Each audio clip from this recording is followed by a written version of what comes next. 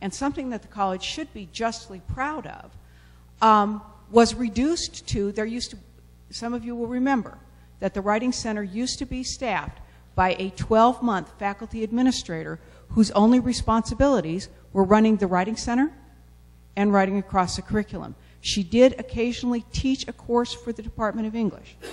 That Writing Center and that program are now run on a stipend by me and my associate, who are also responsible for directing the composition program that's seating 4,000 students this fall. So we lost a tenure line. Our last tenure person who left the writing program has not been replaced. We now have 2 faculty tenure lines there, and we're losing our ability. This is what scares me the most. We're losing our ability to be transdisciplinary because of the withdrawal of funding. There's no funding left anymore to run the Writing Across the Curriculum program, which used to be able to host faculty development luncheons, to host workshops, to gather faculty from all disciplines. There was a movement afoot to make the program university-wide rather than college, but the withdrawal of all those funds and the exclusion of the director of Writing Across the Curriculum and the Writing Center from chairs and directors. I don't know what directors were included in the draft of this, because with the advent of Yu-Ting Lee, directors who used to participate in chairs and directors meetings were removed from those meetings. We're no longer invited to attend those meetings, and so our opportunities to work across disciplines have been reduced by that exclusion. I think if we're serious about restructuring the college, I think for both mathematics and for English, we're already the place where students begin. And if we don't get this right, do you want me to get it for you? You know what? I think mine is likely to go off next because I didn't silence mine. But I think if we're serious, I think there's 2 or 3 things we need to do. Number one, we need to look at how we are providing tenure lines to these programs that have huge numbers of non-tenured faculty. Not only does the administrative load, and Sarah can speak to this because she has to do the evaluations for everybody, so not only does the service load become unsupportable, because who else is going to represent the programs when the lecturers are neither required nor rewarded for doing that, although some of them volunteer generously. The service load becomes unsupportable, the management load becomes unsupportable, and we have no opportunities to do the kind of work that our positions are perfect for. If you want to do transdisciplinary work, support the transdisciplinary programs. And so I would like to see a stronger statement of that in our current document. I also want to say that overall, I support the alternative plan that the college has put together. I like a hierarchical structure better than a vertical structure, but I think we need to spell out more explicitly. It's never been clear to me in either document that our 2 biggest challenges and what we need to address are student retention and course success. And that happens in the first year.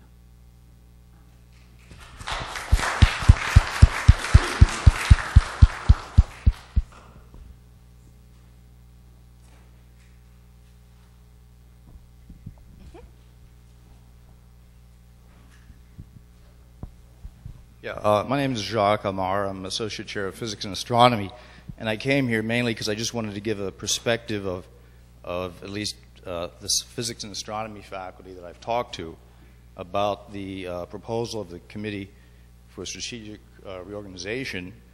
I don't have really carefully prepared comments here, but my first observation of the plan was that it didn't make sense to me. And the division into colleges does not make sense.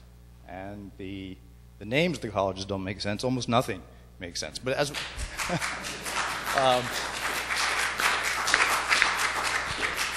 now I have to admit that this is a PowerPoint. That's all I've seen. There's no narrative.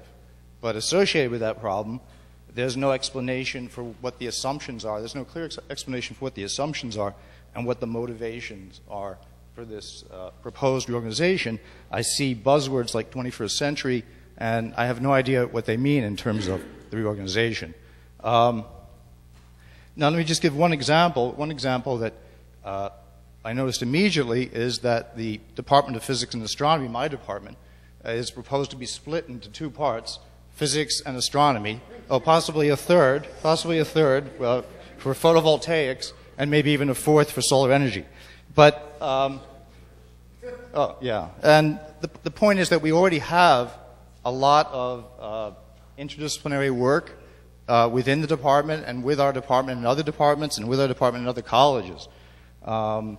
We have a PhD in medical physics. That's a collaboration with the health science campus. We have many faculty who have grants and collaborations with the College of Engineering. I have a joint grant with a colleague in chemistry. We have faculty who have grants with the College of Education.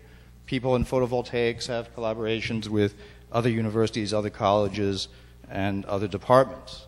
And also, very importantly, there are collaborations, I've already mentioned this, but a little more detail, physics and astronomy. There's important collaborations between physics and astronomy in terms of teaching, in terms of research, between atomic physics and between astrophysics. And so here we have a working thing, and then we're going to split it up. And so that reduces collaboration. It doesn't help collaboration.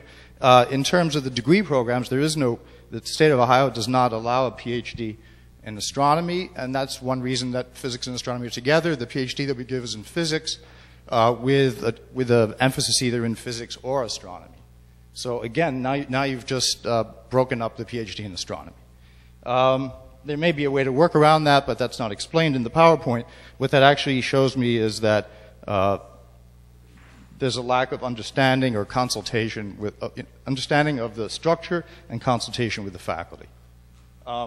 Which brings me to the next point, which is the process of this. Now, I understand this is just a proposal, so I expect that the President and the administration want our feedback, and that's why I'm talking.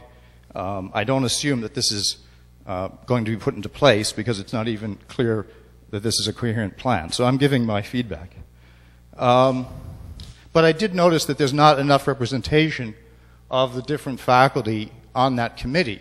For example, there's no math or science faculty on that committee. So here you have a plan for reorganization which includes major changes to arts and sciences, but there's no one in the division of mathematics and natural sciences on the committee. So, I think there's a lack of representation. And coming back to that, I think any process of reorganization should be organic, and it should go at least partly from the bottom up. And because the people at the bottom in the trenches, as someone mentioned, know more about the structure, as I just pointed out. Okay, so I think that's the main comments that I have. There seems to be a lot of business language and business quotes, which I find rather strange given this is an academic institution and given that some of these business policies have led to rather serious problems in the last few years in this nation and in this economy. There's some questions about layers of administration in this plan, but it's not clear if it would do that or not. But generally, it's not clear to me that this reorganization, I think this reorganization would be negative, and I don't even understand why we need it. I guess I don't really have any comments on the alternative plan. I'm not sure I support that either, but I'd have to know more about it. Thank you.